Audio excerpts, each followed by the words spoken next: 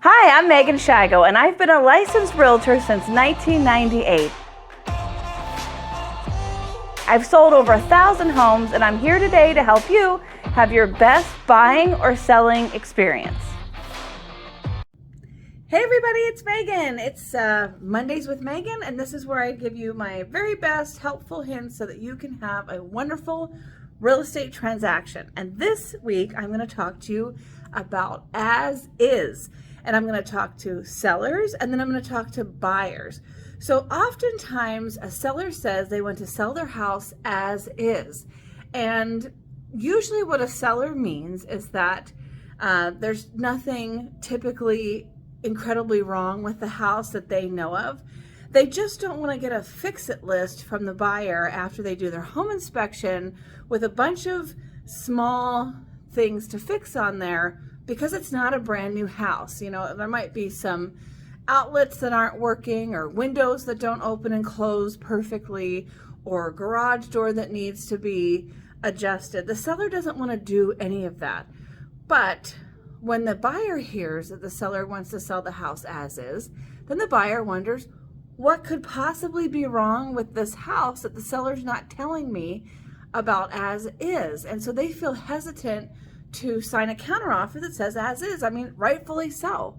So, number one, how do we best go about selling a house as is and managing everyone's expectations and keeping our transaction together? Well, one way to do it is that you can include your disclosures with your counteroffer. That would be the seller disclosure, the TDS, and the SPQ, that's the seller property questionnaire. And those two disclosures is where the seller has the opportunity to fill out anything that they know of that might affect the value, desirability, resale of the property, the ability to live a nice, quiet life.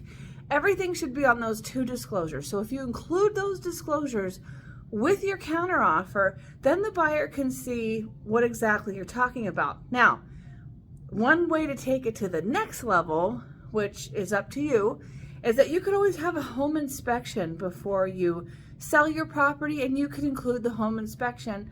And you could say, hey, there's a couple of things here or there, you know, it needs new insulation, or whatever the case may be. I'm not doing it. Here's the property home inspection.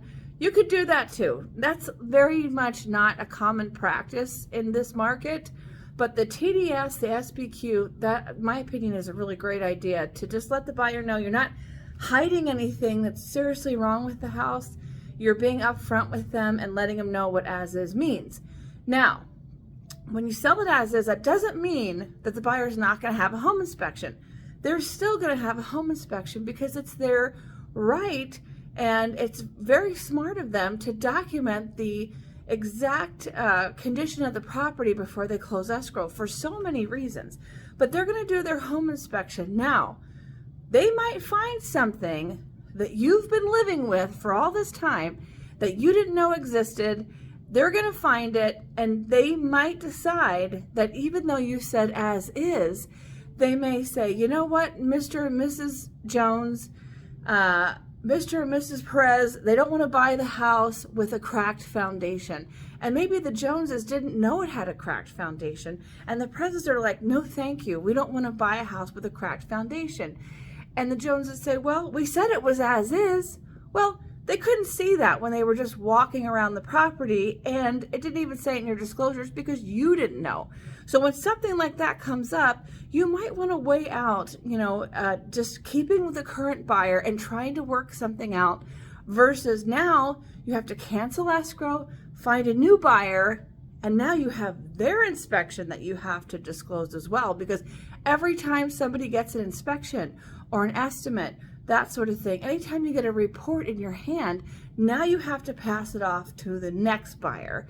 So the summary of this conversation is that if it's as is, that's okay. Disclose everything you know. The buyer still has the right to do an inspection. The buyer still has the right to ask you for something that you probably didn't know about, or maybe even that you did. They still have a right to try to renegotiate with you, and you still have the right to say no. But negotiate smartly, try to keep things together if everyone is being reasonable.